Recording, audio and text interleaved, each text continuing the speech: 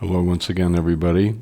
Welcome to our live stream for Thursday, September 24th, 2015.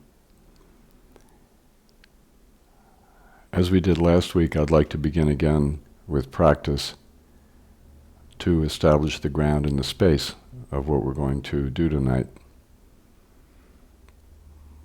So we're going to do a practice called 12-fold lower belly breathing in the sitting up posture, and I'll lead you through it. And then we will do some sitting practice working with the internal space. So to begin with, pick a spot roughly between your perineum and your navel in the middle of your body. And just place your awareness there.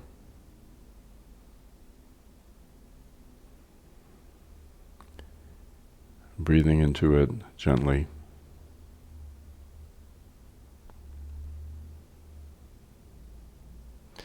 And then the practice is that on the in-breath, we take a medium to full inhale into the lower belly. We imagine that we're filling the lower belly with breath. It's a gentle breath and a slow breath. And then on the exhale, which is also a gentle breath and a slow breath, we're going to empty out, empty out, empty out, breathing out, squeezing the lower belly down to zero. In this way, we work with what's called the inner breath, or the prana, in the lower belly. Okay, so let's try one breath in this manner. So medium to full in-breath, and then out-breath, breathing out.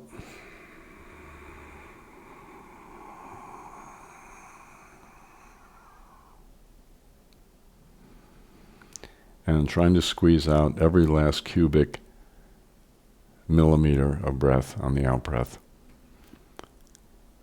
During the entire practice, keeping our attention in the lower belly so it doesn't wander up into our chest or our head. Keeping our attention well below the navel. Okay, so 12 breaths into the lower belly. Please begin.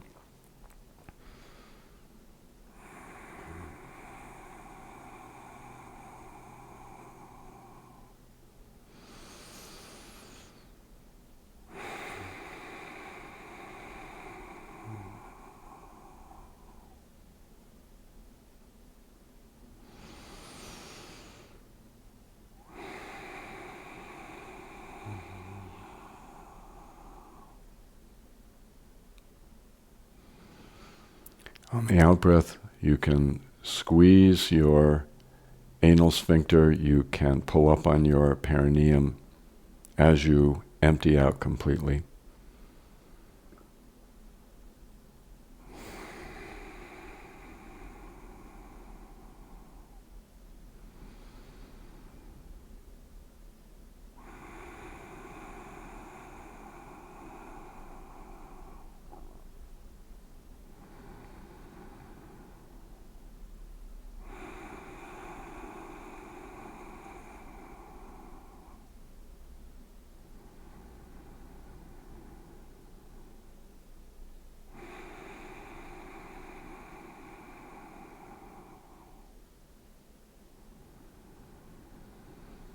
As your lower belly warms up, you can begin to empty out a little bit more vigorously.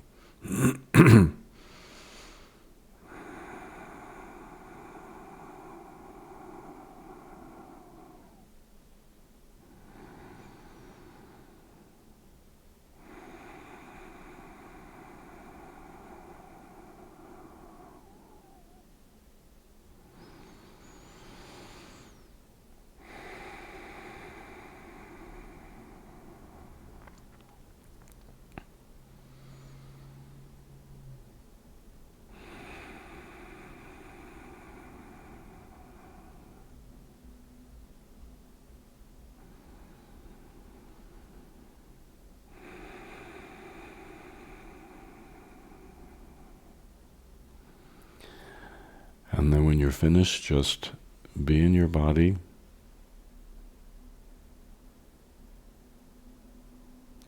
And feel the interior geography of your body, feel the space,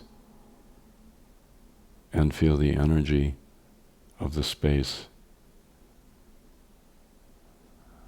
And notice how bright it is.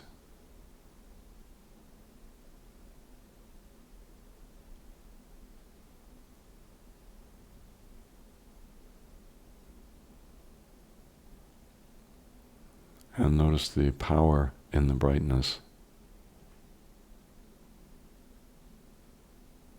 And just be with that.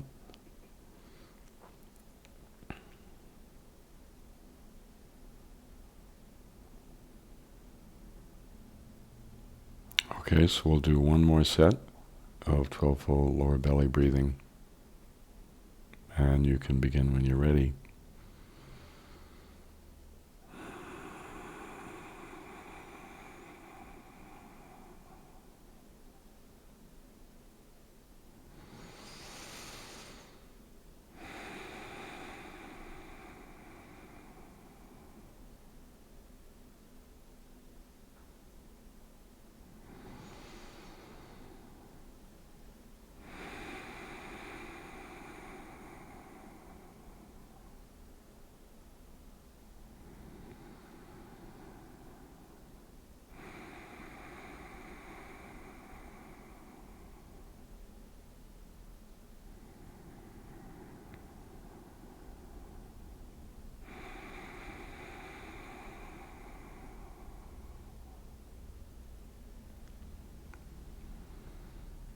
And as you move forward, try to empty out a little more on each breath than the last.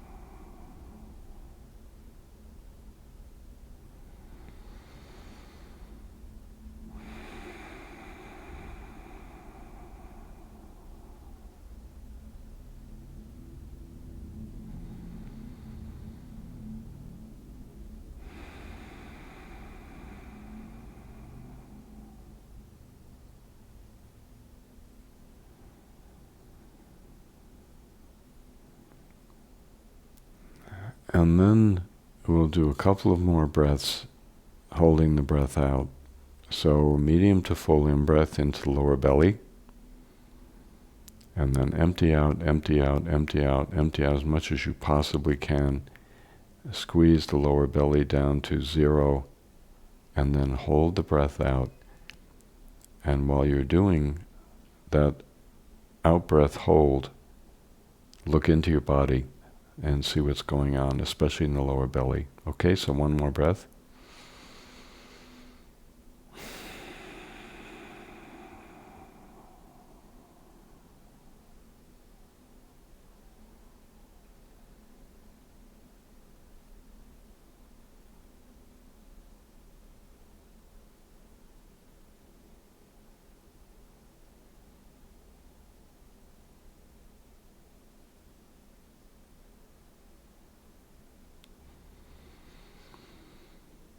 And then just breathe naturally.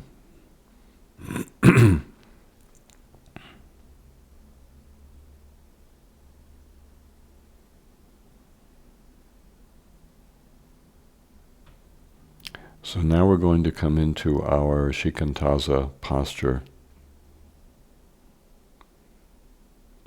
Having cleared a lot of the conceptual debris out of our energy system and out of our awareness, we're going to put our attention along the back line once again. So feeling the whole length of the spine,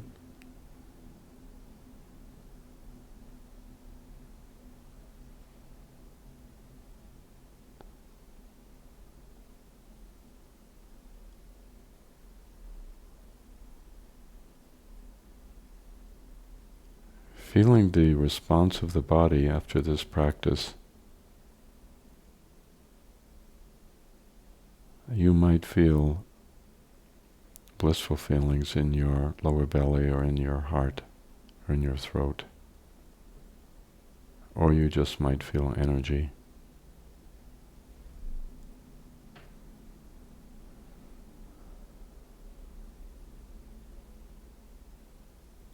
So resting our awareness along the spine,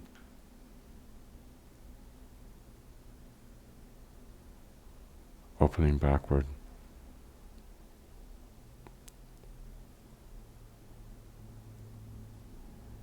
Into this corridor of space that runs just inside the body along the spine.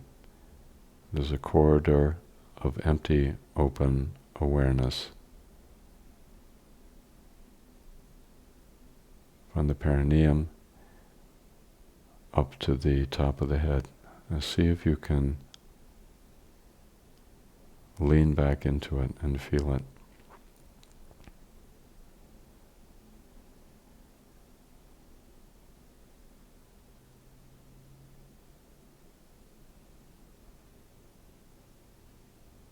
Notice how it's living space.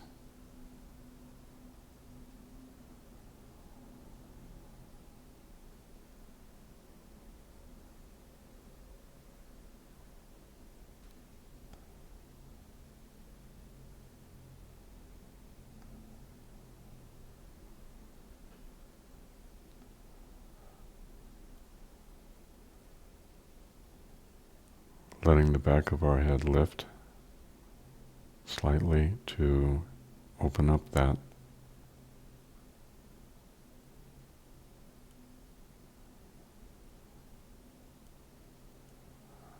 field of awareness along our spine.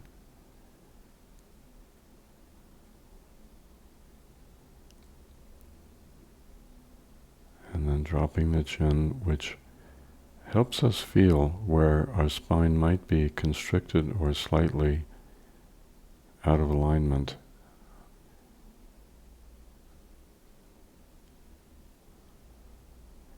So right now we're working with what's called the ultimate core of our state of being, the Dharmakaya that's found along the spine.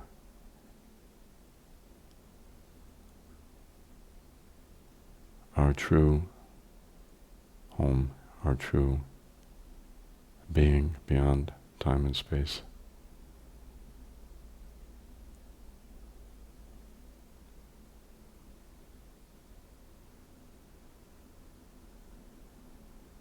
The chin dropping slightly, but not too much.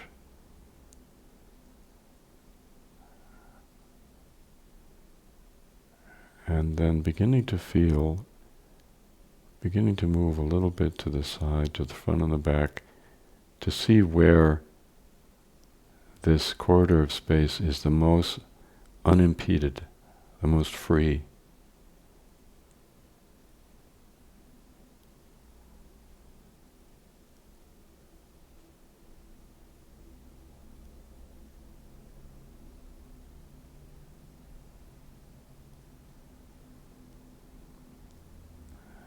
And then letting our consciousness dissolve into it, just fall back into it, as if you were falling into the ocean and disappearing in the depths.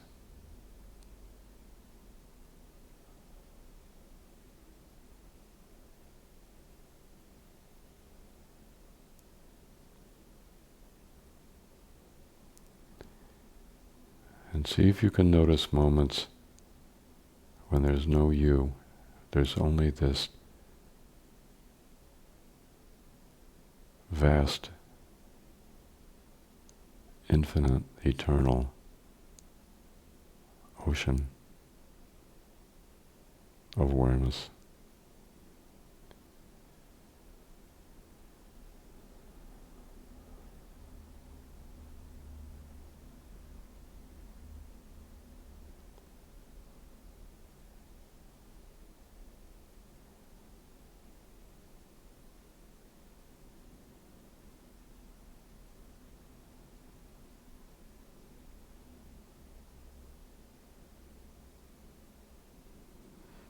very present, very alert. When you begin to exit from the corridor, fall back into it.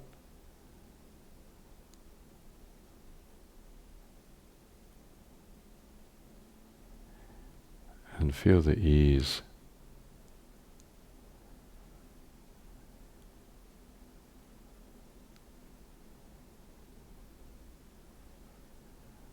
of this infinite field.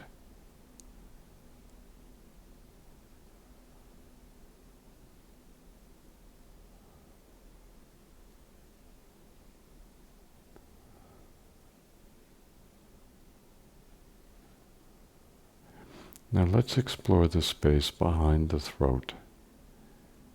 So bring your attention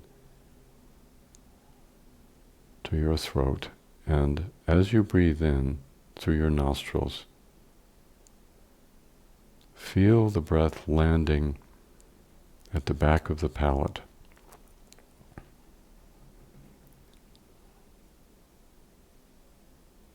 It's very cool, and you can locate it precisely. And now we're going to open the doors at the back of the palate, backward, beyond our body. So imagine you're going behind your palate and opening out into the space behind you.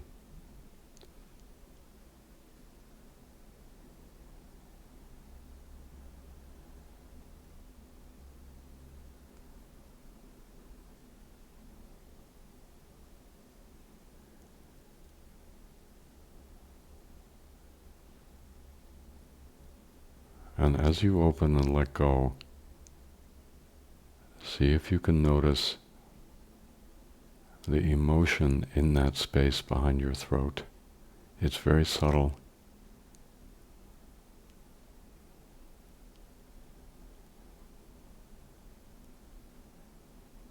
But this is the space of expression. This is the space of joyful song. When this space is truly open, our voice comes forth, free, unhindered, confident. So we're working with this relative part of our being by opening into the unconditioned space that underlies it, that lies behind it. So being in the central channel, coming to the palate, and then opening backward, hugely, vastly opening behind us.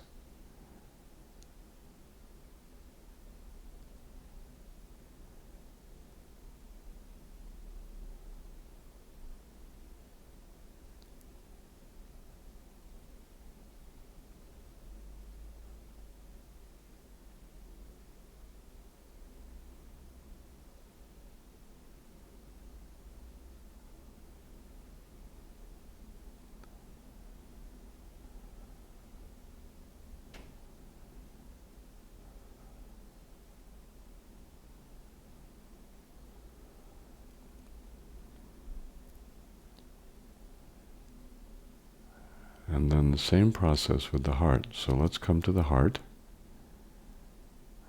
So bring your attention to the heart. And we're talking now about the heart center, right in the middle of the chest. And beginning to breathe into it.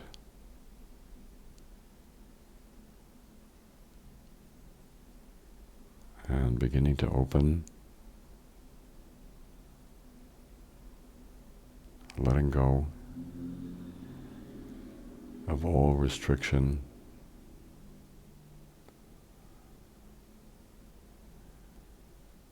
all the armor, opening to the space.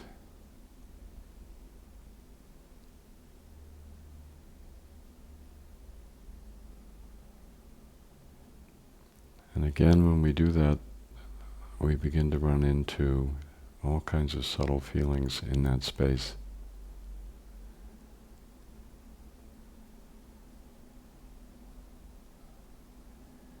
Mixture of pleasure and pain, achiness and bliss, closing and opening. It's the territory of the heart.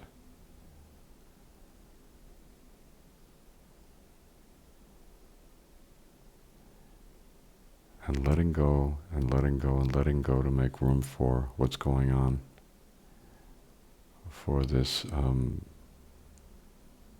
life that's blooming right in the middle of our heart.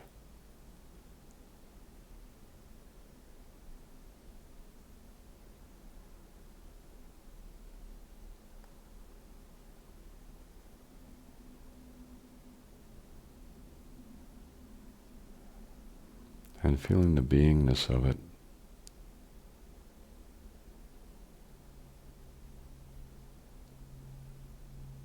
And then touching back into the throat.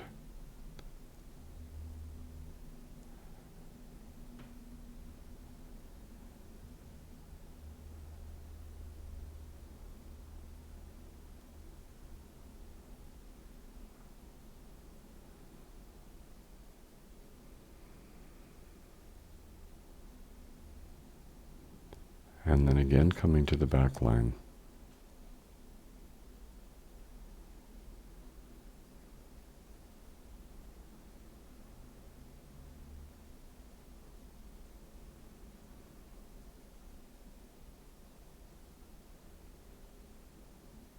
And tapping into the empty, open awareness along the back line.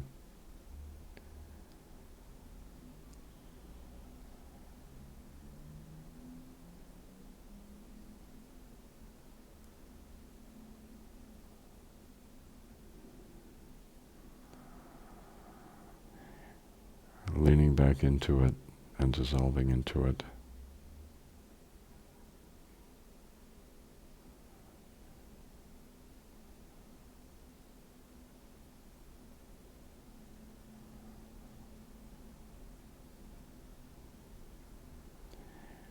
And at the same time feeling the life of our throat and our heart.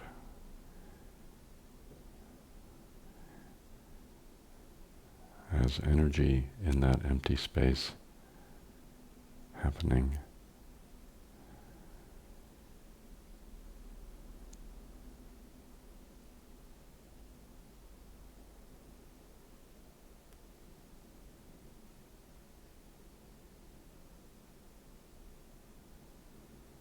And then finally coming to the belly, the navel.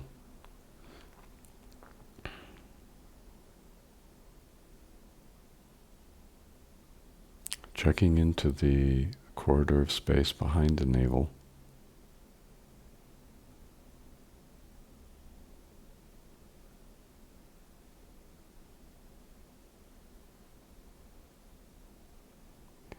And then feeling the energy of the belly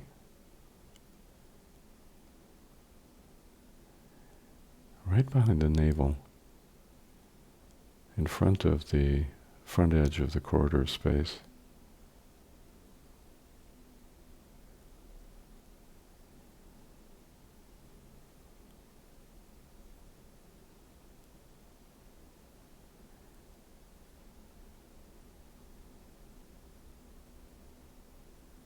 It's a more earthy kind of energy, maybe even of bliss, blissful, but it's very earthy.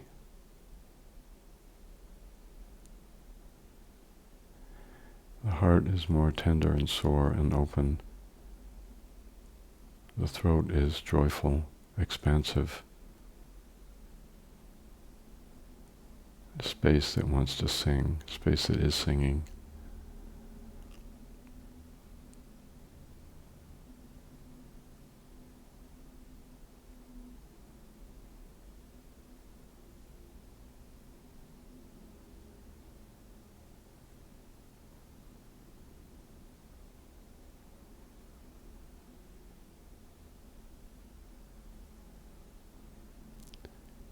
And then just let go of these attempts to focus anywhere and just be in your body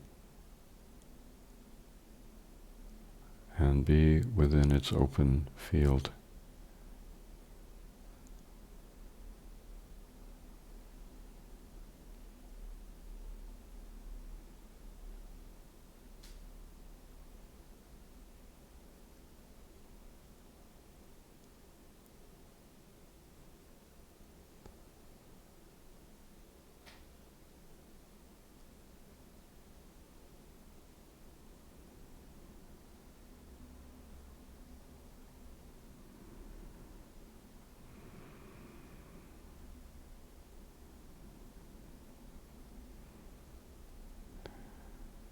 Okay, that's wonderful. Wonderful to share in the exploration.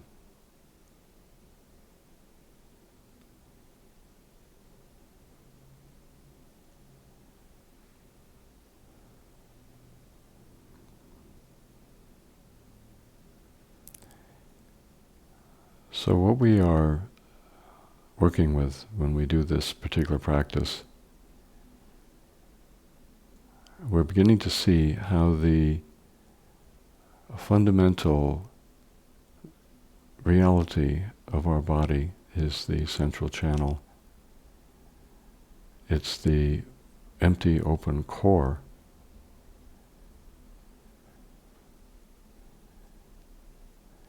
In the cosmos, it appears as the space before the beginning of anything. In the body, which is the microcosm, it appears as a central channel.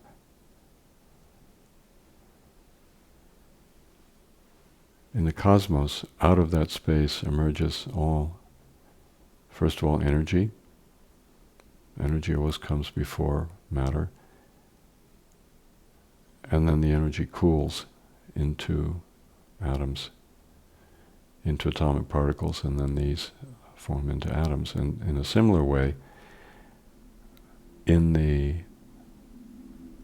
fundamental space of the body, which is the central channel, this, what we call the eternal and the infinite aspect of our state of being,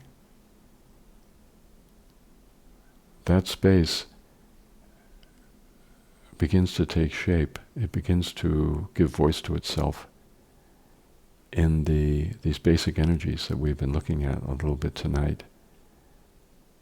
The open, joyful space of the throat, the tender, feeling space of the heart, the lower belly, which takes pleasure in the earth and in physical existence. This particular practice is very important for us in terms of working with our traumas and our injuries, the ways in which we've been wounded. In contrast to conventional approaches that work somewhat from the outside, and cognitive therapy, for example, working with how we think about things and how the way we think about things actually limits our experience, the Vajrayana approach works from the inside, where we tap into the healthiness of our voice and the, you could say, the eternal energy of our voice, rather than being stuck on how we have been shut down and how the ways in which our experience in our own personal history has disempowered us and made us unable to speak. Or traumas to the heart where we can't feel, and trying to, uncover all of the causes and conditions of those traumas and bring them to the surface. Or lower belly, feeling basically ungrounded and cut off from the earth.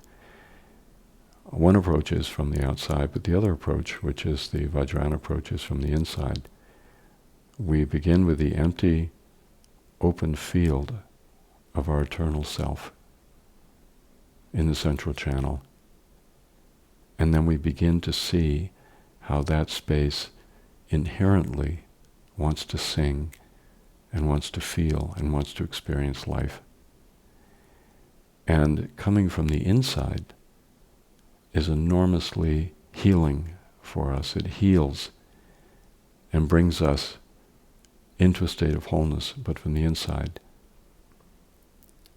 And we get to a point, I think, in these practices where the old voices come up, the old, you could say, demented states of mind, the tortured states of mind, our ancient torment, our pain, our sorrow.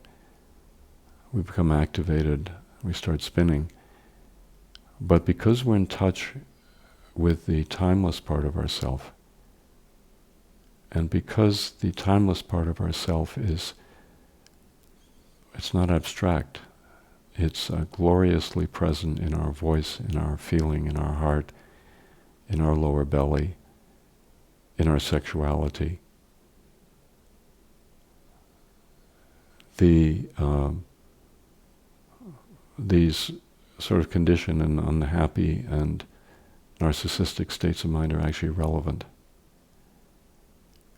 It's a moment of tremendous liberation when you begin to feel like your activation and your horrible states of mind, which we all fall into, are actually relevant. They're irrelevant because the true life is happening in any case, in you and in other people. And the glorious beauty of the world is happening. And you can just kind of hang out in your rotten state of mind, knowing that it's going to pass pretty quick. It gives a sense of freedom, a sense of confidence, and a sense of humor to all the things we go through. So this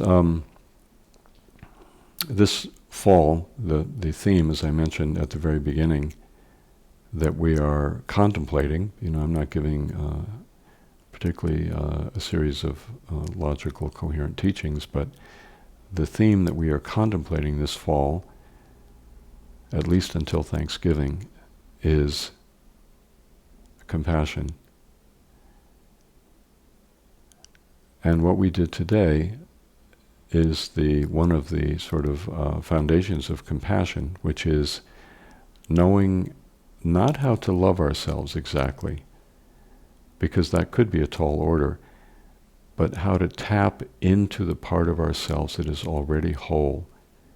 And that, in fact, is the deepest expression of love for ourselves we could ever have. And then having found that freedom and that inner person of joy, of feeling, and of tenderness, and of blissful experience of life, having tapped into that, we see it in other people. And we're able to make room for them in a way that helps them be free too, just to be who they are and to enjoy their life. So it's often thought that in Buddhism, and particularly in the practices of pure awareness and meditation, that awareness doesn't... Well, the question comes up, what does basic awareness have to do with compassion? And what it has to do with compassion, as we saw tonight and we've been talking about, is the basic awareness, if you go far enough with it, spontaneously gives birth to love for your own state of being and for the state of being of other people and for the world. There's a Taoist tradition that was taken over by early Chan Buddhism. And in that tradition, it's basically said that the purpose of the practitioner is so that the universe can enjoy itself, can be aware of itself, and can rejoice in itself, in the person and our own awareness. So in some sense, in doing this work of healing, we are performing the actions of the universe itself. Some of the early Chan masters were criticized for being quietistic, as I mentioned. that they just meditated all the time, and they rested in pure awareness, and they celebrated the nature of pure awareness. And they were criticized for being too passive and not loving the world. And the response that they gave was that we go deeply, deeply, deeply into awareness, and at the root of awareness is love. And that also is our lineage, our tantric tradition. It's the very same idea. So I'd like to ask Elizabeth to join us and see if we can have some conversation around these or any other matters.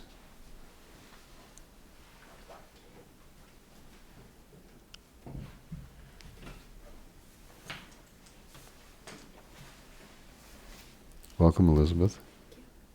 It's nice to see you again. You too. How's your baby? She's good. She just started walking. Started walking, oh boy. It's crazy. Here we go. I know. Amazing. It's a miracle just to watch her. Yeah. So we have some questions. Okay. This first one is from Jack in Yorkshire, the United Kingdom. Mm-hmm. I was hoping you may be able to talk a little about the feeling of sadness. For the past month, my experience of life has gone from feeling very light and blissful to earthy, heavy, and at times sad. It feels a little like walking in rice pudding, which strangely enough isn't all that depressing. It has a sweetness to it almost. Continuing formless practice has really helped me experience some spaciousness in which all these changes seem to happen, that expanding and contracting of some sense of self, be it happy or sad. Are there pitfalls in relating to sadness from this perspective? Is it making ground unnecessarily? What would the Mahamudra lineage say to sadness? Well, sadness seems to be more and more and more something that practitioners feel, people I work with, I feel myself. I think it's, we're reminded so often of how short life is and how fragile it is, and how there are very few people that aren't in a state of constant pain and hunger and disease and oppression of one sort or another. And I think that includes all of us, actually. You know, some of us are more on the more privileged end of the spectrum, and some of us are on the, and most of us are actually on the more oppressed end of the spectrum. But in some sense, the whole human condition is oppressed and filled with suffering and filled with pain. And, you know, even those of us who could help other people and don't, there's a tremendous amount of sadness in that. So I think that, you know, to rest in the state of Mahamudra is to rest in a condition of awareness that is really truly open. And what it's open to is what life actually is. And we as humans, Trungpa Rinpoche used to say this, we as humans, in our innermost heart of hearts, feel a sadness and a tremendous tenderness toward the world. And the more we tap into our open state of being, the more we feel that. The thing about sadness, and I think any experience that we might have as humans, and all of it is going to arrive in this open, you know, awareness of our basic nature. The only problem comes when we try to hang on to it, or try to turn it into a reference point, or try to use it to define ourself. But as long as we allow sadness to make its own journey, it will remain impermanent. You know, we give a word to sadness to a certain feeling, but that feeling is always changing. And, you know, as indicated, you know, there are feelings of depression sometimes, and sometimes poignancy, and sometimes, you know, sharing the pain and suffering of other people. So really, being with sadness in a non-judgmental and non-territorial way, and allowing it to make its own journey. And so it is with anything else that we may experience as practitioners, having a unconditional openness to everything that we experience as human beings, and allowing it to have its own life and communicate what it needs to us, to move through us, and then to move on, and to be willing to not hang on, not manipulate, and willing to let go at the end. Yeah, sadness is very close to compassion and very close to love. This question is from Kavanye, hopefully I'm saying that right, in Colorado. My question has to do with the practice of pure awareness. I find it very challenging to keep checking my posture so often, particularly when I am caught up in discursive thinking, which is a great deal of the time. Reminding myself of the various aspects of posture, my spine being straight, my head up, ears back, etc., feels like a very left brain activity, and I seem to get quite tense and rigid about the whole practice. It seems very distracting for some reason. I'm wondering what I could do to relax a bit more with it. I'd appreciate your input on this. Well, I think, the point of posture is to make us realize how much thinking is going on. And Kavani did indicate that, she spends a lot of time thinking. When we have the instruction, be in the central channel, straight back, head lifting, chin down, and the other points, we're forced to come back to the somatic feeling of the body. Now, from the ego standpoint, that's very distracting and it's a big hassle, because the ego just wants to keep thinking and thinking and thinking.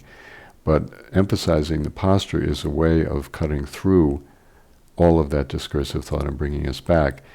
And, truthfully, the first step is to learn the posture and to develop mindfulness so you can be with it. And then the second one, as we've been talking about, is actually be present within the space, within the posture. And then it becomes, there's a feeling not of distraction, but of tremendous presence and freedom and ease. So that's what we're looking for, ultimately. I remember when you taught it initially, too, you talked about how you can't stay in the posture if you're thinking. Yeah, that's or that right. their head would shift or notice what, and that's been really helpful for me. I notice if I think my chin starts to go forward or... Yeah, it's really interesting. I mean, you raise a really interesting point that you're sitting, and I find this, a little thought flits through my mind and something in me kind of goes for it, and all of a sudden it's like this, and I'm not in my body anymore. So the posture becomes, as you say, it becomes this very sensitive meter to tell us when we have lost it and we have disappeared back into our discursive thinking. Yeah, Thank you. That's great, Elizabeth. Greg from Cedar Crest, New Mexico. Sometimes with meditation practices, I end up feeling like a snuffed, droopy candle, and I have to spend time relighting the flame afterwards. So much of the meditative focus is on releasing down and relaxing, which is the direction I have pursued for many years, but something seems missing. Where is the upward, erective, masculine, fiery, yang energy that contains within it an appropriate tension, a creative tension? Sometimes in my meditative practice, if I consciously weave this force into my felt sense, it opens new doorways to embodied relaxation, stillness, and presence that cannot be accessed through downward relaxation alone. In this lineage, is there an appropriate way to incorporate this type of energy into the practice?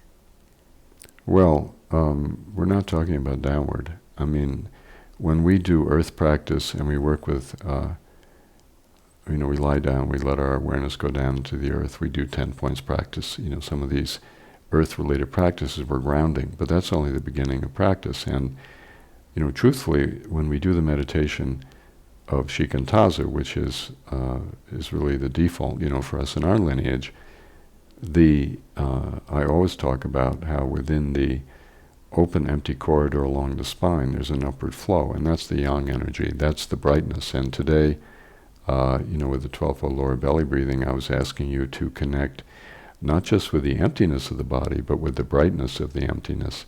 And then we connected with the way that brightness evolves into joy, into the feeling of the heart, into the blissfulness of the belly. So I think Greg is emphasizing the downward thing a little bit too much.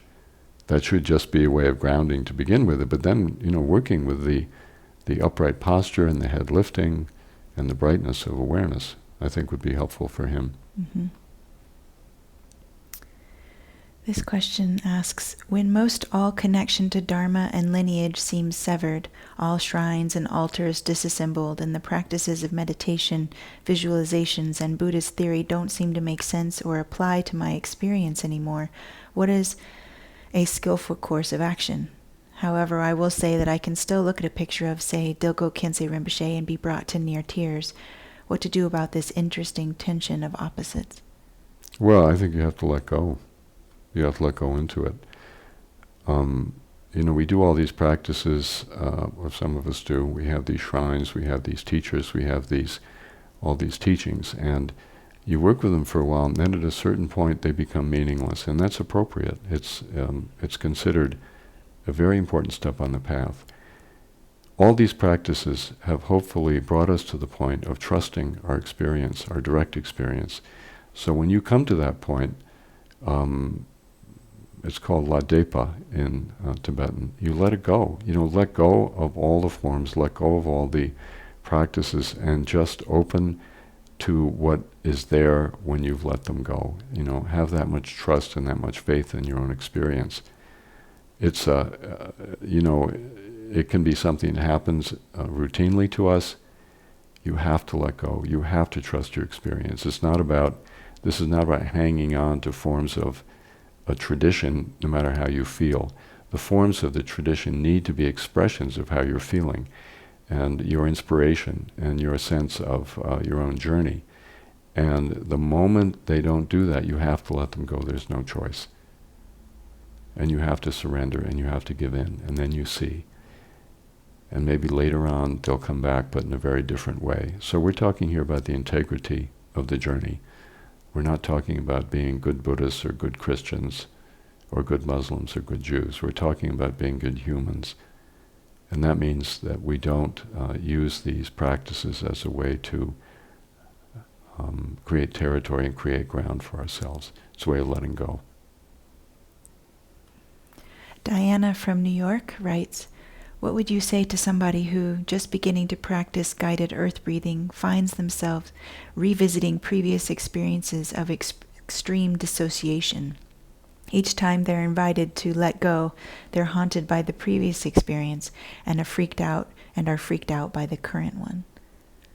Well, I think, when we're dealing with any kind of trauma, and, as we've discussed, everybody is dealing with trauma at many levels in their life. And, there are differences of intensity and degree, but trauma is part of human nature, part of human life. Anytime we're dealing with that, particularly for meditation teachers, we have to come in very, very gently.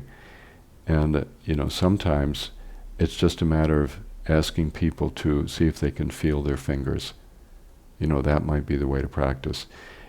The practices that we teach in our lineage, all of them, one way or the other, are very intense. But there's no particular set of rules for how they should be introduced. They have to be, if you're interested in having people connect with the earth, the beginning thing might be just to have them lie on the earth and see what the grass feels like, and then move from there. So I think if we're truly sensitive to the people we're working with, we can calibrate the practices, the somatic practices, in such a way that they lead people into greater embodiment rather than disassociation. If people become dissociated, then I think we're pushing too hard. We're asking them to move too quickly. Marie in Maryland, I feel the potential for openness of my throat/voice. I feel the potential for openness from the inside, but it's scary and I close down. What advice do you have?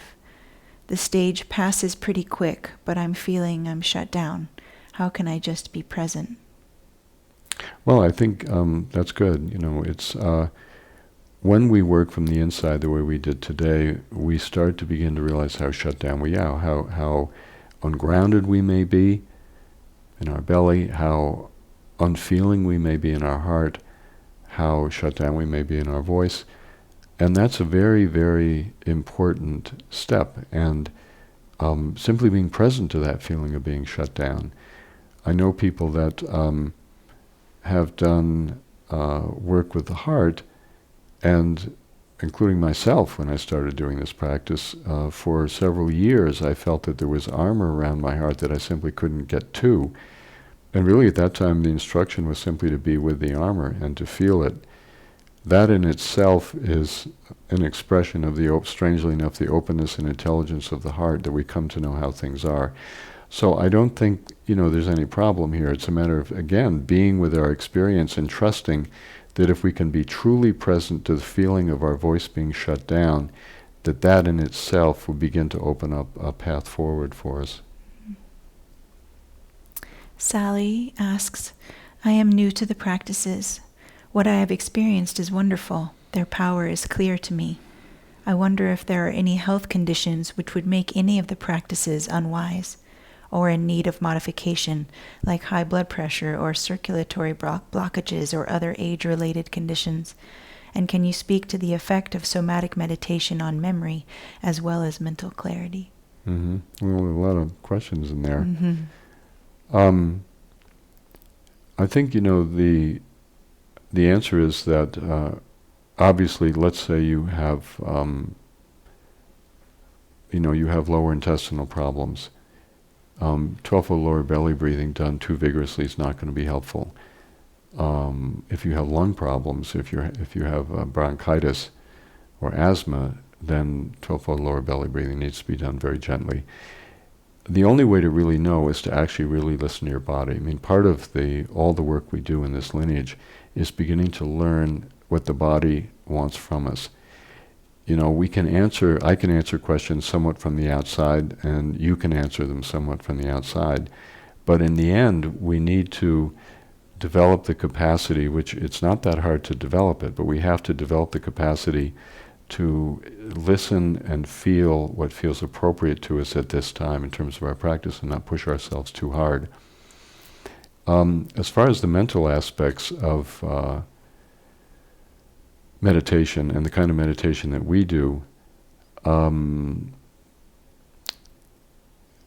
think that all the evidence that has come out, and my own experience and my experience with working with other people and older people also, and particularly older people, is that you regain a kind of youthfulness of mentality that is very uncommon, for the older age group.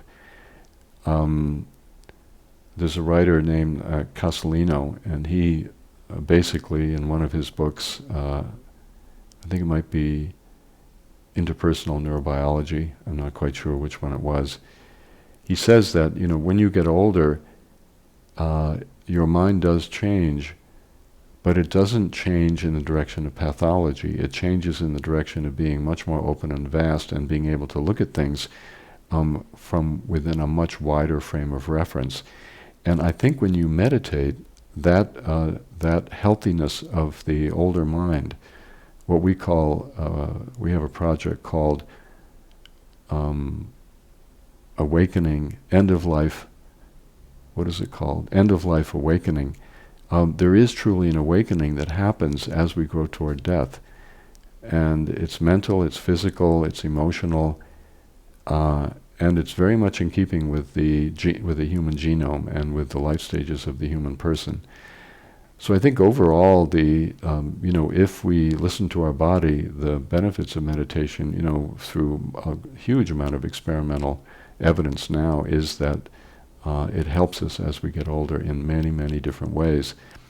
One meets people in their 80s and 90s, meditators, yes, but also other kinds of creative people who are tremendously present and alert and very, very sharp in their own way. And I think most of us know people like that. So meditation is just really only a positive in this, frame of reference. John from Fredericksburg, Virginia. In a number of your audio teachings, you have mentioned that one of the unique features of Vajrayana that distinguishes it from other forms of Buddhism is that it works with issues of the second veil, what would be called core traumas in modern terms. My understanding is that it addresses areas of our relative experience that aren't worked with in non-Vajrayana forms of Buddhism. With this being the case, what are we to make of the formless Vajrayana track within Dharma Ocean? If it leads to the same results as the form-oriented Vajrayana track, then couldn't Zen and Chan Buddhism be said to work with second veil issues as well? That's a great question, and I can't really speak to Chan Buddhism and Japanese Zen or American Zen for that matter. I just don't know enough about it. My impression is that those traditions do work with second veil issues, but how they do it, I don't really know. I think within American culture, none of the Buddhist traditions really work directly with the second veil, just because I think that issue is coming up for us now. Second veil means working with unconscious emotional assumptions and limited ways of perceiving things and distorted worldviews, these are all unconscious and they're all based on traumatic experiences or events. And I don't think any of the Buddhist schools really, in America really officially work with those. We're trying to do it, and I think other people are too.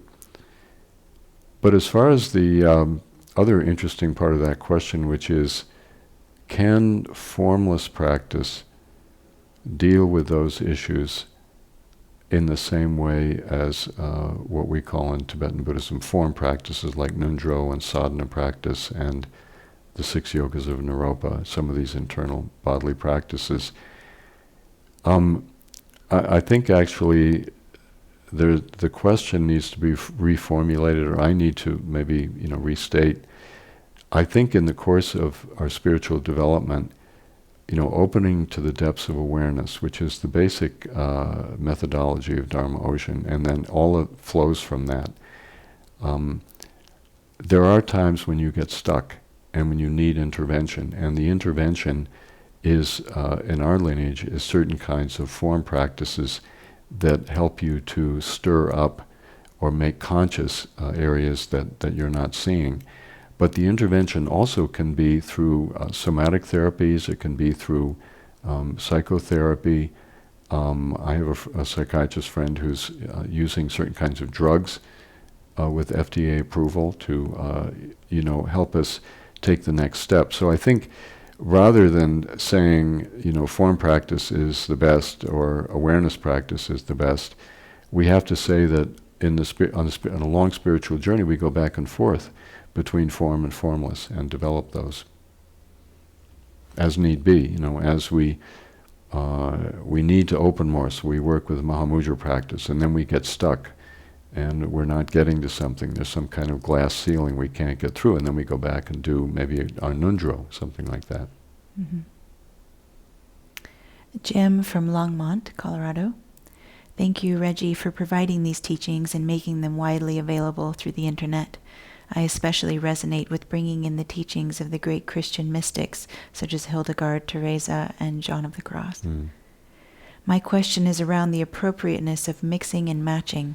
For example, one of the things I'm doing is after 12 belly breaths and alternate nostril breathing, I'll do 4 earth breaths in the hara, then 4 breaths visualizing a flower into the heart, then 4 skull breaths visualizing open blue sky, and repeat those 12 breaths over and over. Mm-hmm. Is it appropriate to combine those based on intuition? I would say the first step is to learn the practices, just, one by one. Learn them, which it sounds like she's done.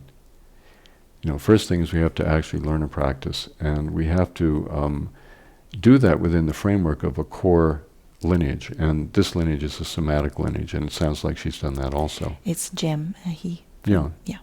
So, once you've done that, once you have a home base, such as this somatic lineage or some other lineage, and you've learned the practices that are taught, then there comes a time when you can be more freeform, and you can adapt practices. And I wouldn't, it sounds like she's set up this particular template for herself. This is a woman, right? No, it's a man, Jim. Oh, Jim. Jim, yeah. Oh, got it. Okay. Once you set up a template for yourself, then all of a sudden the spontaneity isn't there anymore. So I would say use this as long as it works, but then be willing to be flexible. When you sit down to practice on a certain day, you may want to do a particular practice like shikantaza. There's some days that I just know I'm going to sit there, I face the wall, in the traditional Zen thing. I'm going to sit there for 1 hour. I'm not going to move because that's what I need. I'm going too fast. I've lost track of myself. On other days, I'll do something else because I feel that's needed. And I think, once we have a home base and once we're well trained in the practices, then we kind of have to see on a given day what makes sense. Mm-hmm. And do that rather than locking ourselves into some personal thing that we've created.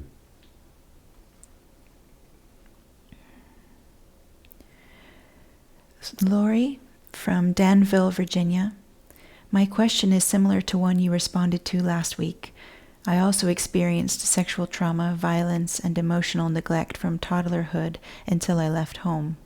I am aware of the connection between this pain and years of near constant, inescapable fear.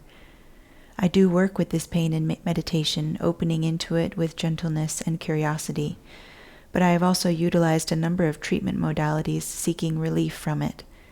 Would you say that seeking relief from chronic pain is a retreat from reality, or is it possible to both open to the reality of the pain and hope for relief?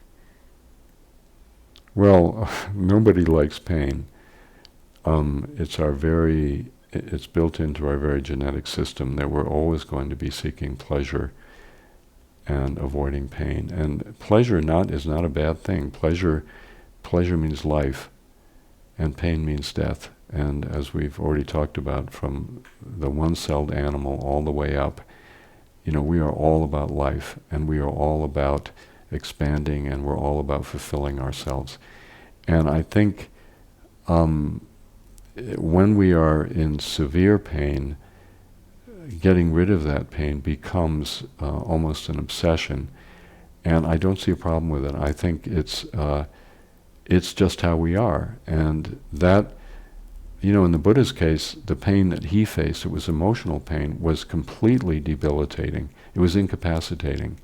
As we read in the early tradition, in the Buddhacharita, this wonderful full-length biography of the Buddha from the 1st century, he was incapacitated. And he actually went out to meditate in order to try to deal with this unbelievable anxiety and pain that he felt, and depression as a human being.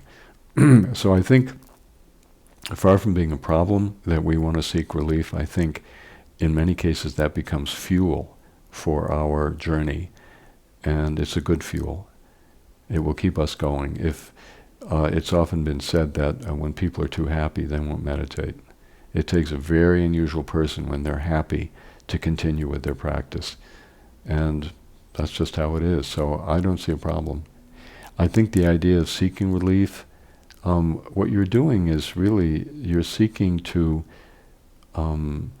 bring those parts of yourself and welcome them into the life that you're living. And I think whatever therapies and whatever interventions and whatever help any of us can get in that way can deeply enhance our meditation and help us to have a much more expansive and open and joyful life. So yeah, I don't see a problem.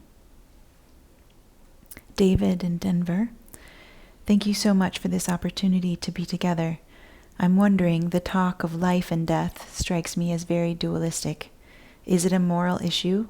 Do we really have a choice, or do we just do the best with the awareness we have at the time?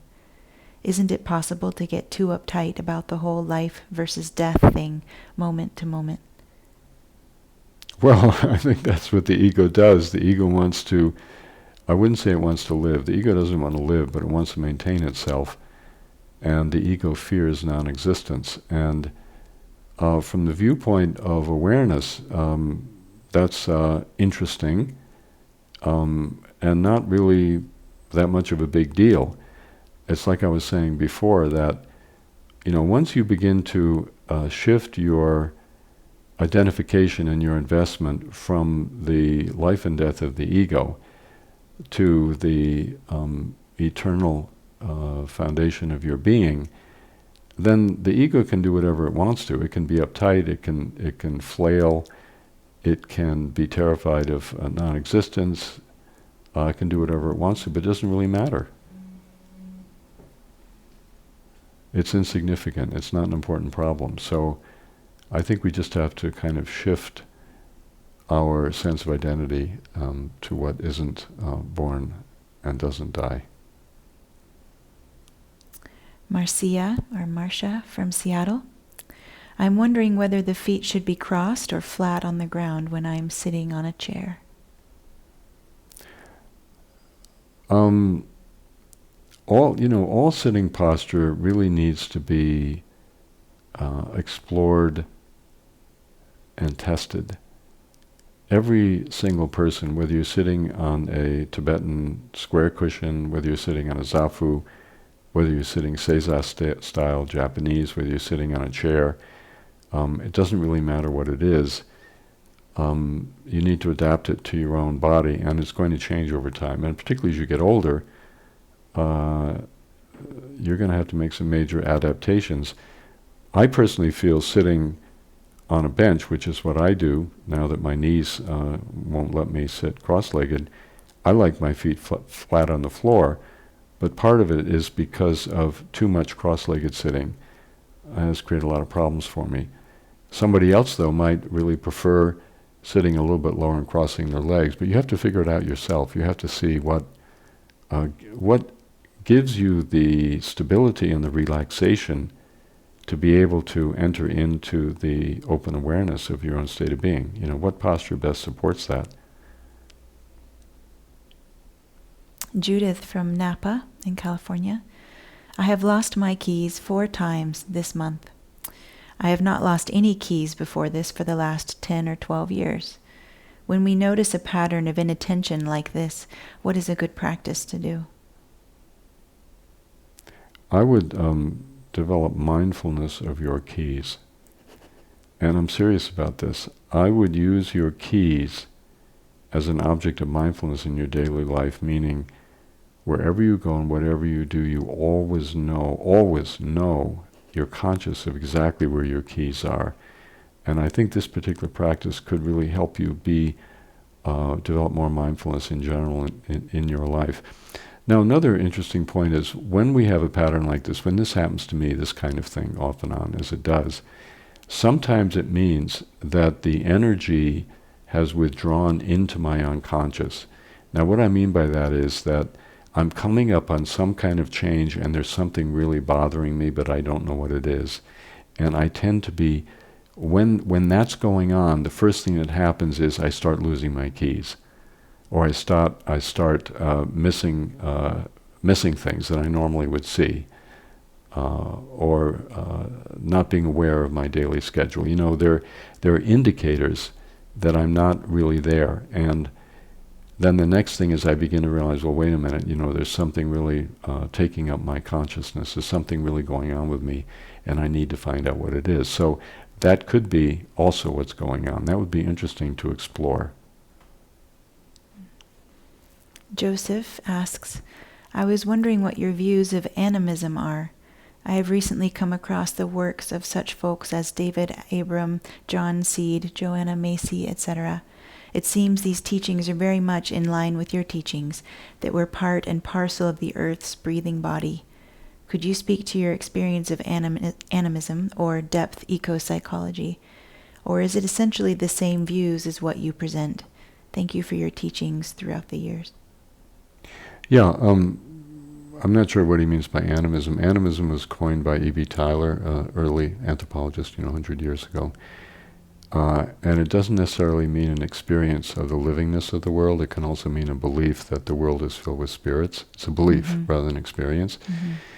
But I think what Abrams and Joanna Macy and Paul Shepard and other people who are very tapped into the same feeling of the sacredness of the world as we are in Dharma Ocean, I think what we're talking about is beginning to not only believe that the universe is alive, but beginning to be able to experience the way in which not only human beings and animals and plants and trees, but that everything actually is alive and is charged with awareness. This was an insight that Thomas Merton came to. Actually, it's written up in his Asian journals right before he died. The way he put it was the entire universe is charged with Dharmakaya, meaning the whole universe is alive with the energy of awareness and with the life that springs from it.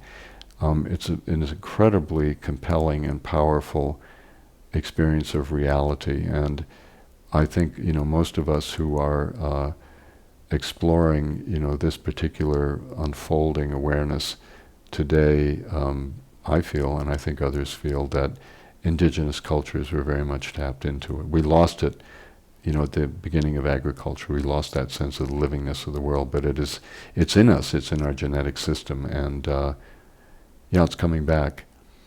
One thing, Caroline and I were talking about this, I think it might have been this morning. The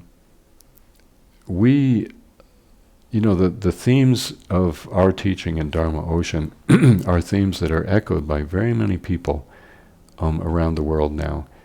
The sacredness of the human person and the livingness of nature, and the dehumanizing impacts of modern culture.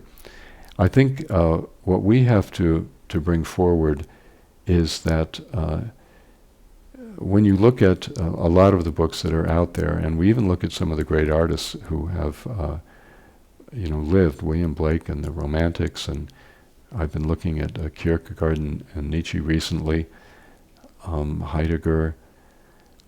These people were geniuses who knew what we are finding out, and who brought this view to us. But what they didn't know how to do was how to transform people's experience. How do you take the belief in the livingness of the world, the livingness of nature, and how do you create a situation for people so everybody can come into that awareness, develop that awareness in themselves? And I think that's one of the interesting things about the Tantric tradition, is that it has methods and means and techniques and practices to help us embody what we're finding out now, not just know about it and look at it externally, but actually so these become qualities of our own experience of life. So that might be a difference there.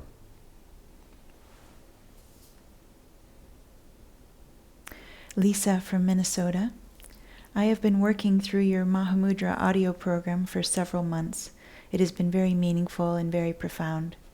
My personal meditation practice has attained a level of knowledge and depth I never thought possible. For this I thank you and Chogyam Trungpa and this lineage. It really does feel like I have been your personal student even though we have never met. I was wondering if you had any advice for me as to how I can keep the momentum going and continue to study Mahamudra. I truly feel led to devote my life to this study, but I don't know where to go from here. Thanks for any direction you can give. Well, I think the momentum really is going to come from your practice.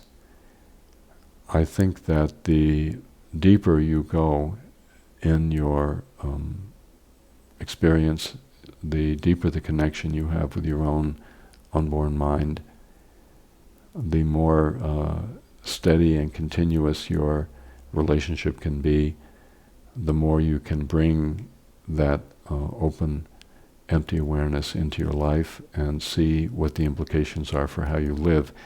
That in itself, that's where the momentum is found. It's in that process. And at a certain point, and I think she's probably come to this point, that process takes you over. And if you never do anything else except follow the practices that you've already studied, there's not going to be any problem. I think that, that set, the 33 CDs of the Mahamudra for the Modern World, there's pretty much everything that I learned, and there's some other things also in there that I didn't learn, that became part of that program, that basically came through in the teaching of it. And I feel it's a very, very complete presentation of Mahamudra, relatively speaking. And I think you could go through that set of CDs. You could do one CD a month, and then when you're finished, start over again. I mean, the basic thing is the practices. Now, if you begin to, if you do that, we should talk, because at a certain point you probably need to begin teaching other people, because that's a very profound way of growing yourself. And maybe I can help you with that. So that's the one thing I would suggest. Number one is practice for yourself, but then begin to figure out ways to offer it to other people. And I think that will accelerate the momentum of your own development if you do that. Pernilla from Australia. Over the last 20 years, every now and then, the question of what spiritual is arises in my mind. Every time, it does my head in. I appreciate that I have to come to my own understanding, but in the meantime, I was wondering if you could offer your understanding on what is spiritual and what isn't. I think spiritual, there isn't, everything is spiritual in a sense.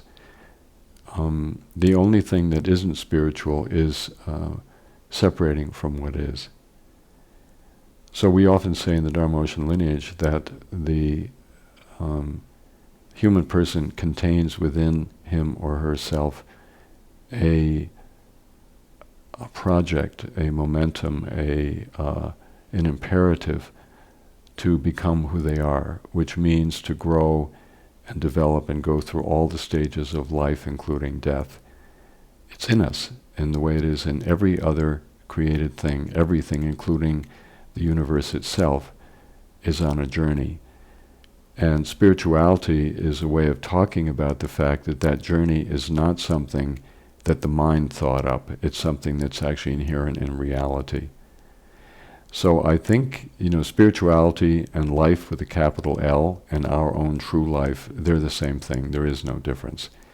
To try to define spirituality as something other than life itself, I think it's a cul-de-sac. You wind up nowhere. You wind up with just a set of ideas. And you wind up with a project that could be in opposition to actually true spirituality, which is life.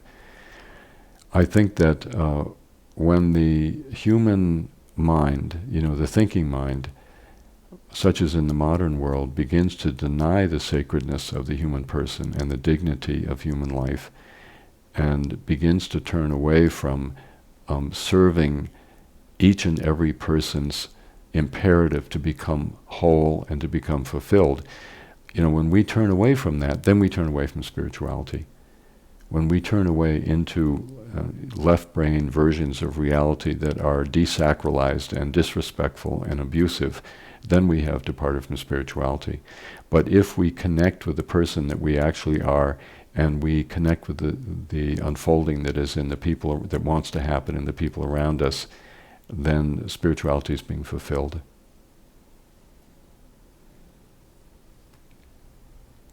Grace in El Paso, Texas. My question is, how does our lineage relate to the unfolding moment in regards to life being a mirror? Is what we see what we are inside? What? Can you read that again? My question is, how does our lineage relate to the unfolding moment in regards to life being a mirror? Life being a mirror? A mirror. Is what we see what we are inside? Well, it depends what we see. I mean, if we see a person of another race as being inferior, that's not what we are inside. The Soma, it doesn't judge and it doesn't make distinctions. So it really depends on what she means by seeing what we see. We see a lot of things that are paltry and limited. We have a lot of judgments. We see a lot of things in ourselves we don't like. Well, that's, that kind of seeing, that's seeing from an ego perspective, and that is not what we are inside. The Soma doesn't do that. The Soma is open, it has no boundaries, it's receptive, it knows things as they are, If she's talking about that kind of seeing, then what we see and what we are the same thing. So it's a little hard from the question to figure out what's going on. So how are we doing? Oh my goodness. Let's have one more and then we'll end. Okay. Yeah. This is from Lauren in Vancouver. Mm-hmm. Oftentimes you've said that life is our consort, that everything is happening for us, for our learning and development. How would this philosophy apply to a malnourished child born into poverty, or another example would be the latest refugee crisis? Well, C.S. Lewis in the Chronicles of Narnia says we only know our own story. And every human life is a worthy life and a dignified life and a sacred life. We ourselves will find ourselves in, sooner or later, most likely, in an extraordinarily compromised situation. We may find ourselves in the hospital, incapacitated, being taken care of by angry people, ignored and neglected by the people we love. And that life, our life at that time, is a dignified life and a worthy life and a sacred life. And I think the most important thing is that we begin from the baseline that every human person deserves to be respected for who they are and what their life is. If we start looking down on people or feeling that somehow their life isn't as worthy as our life because of their, like the refugees or tremendous suffering that happens, for example, in war. If we start looking down on people, then basically we're not, there isn't that kind of openness and respect for other people that we have to have in order to work with them. So that would be the awareness side of things. We always talk about awareness gives birth to compassion. So the awareness side is the dignity of every human life, no matter what it is and no matter how compromised it seems. And the willingness to grant that that person has their own journey that they're making and respecting that journey. When we have that kind of non-judgmental awareness toward other people, the very next thing that happens is the upsurge of compassion to be with them, to love them, to help them, to know them, and to try to be significant in their lives. That's the very next thing. So, very important to put up with reality and to let reality make its statement, and then we as humans can respond. And it's our way as humans to respond with love to suffering that we see in other people. So, and then that becomes something that we need to respect in ourselves too. Very good. These were interesting questions tonight. Mm-hmm. They were tough. Mm-hmm. Yeah. From all over the world. So Yeah. yeah. Thanks for being with us tonight. Well, thank you. And we will join together next week and continue our meditation, our contemplation on compassion. Let's close with a bow.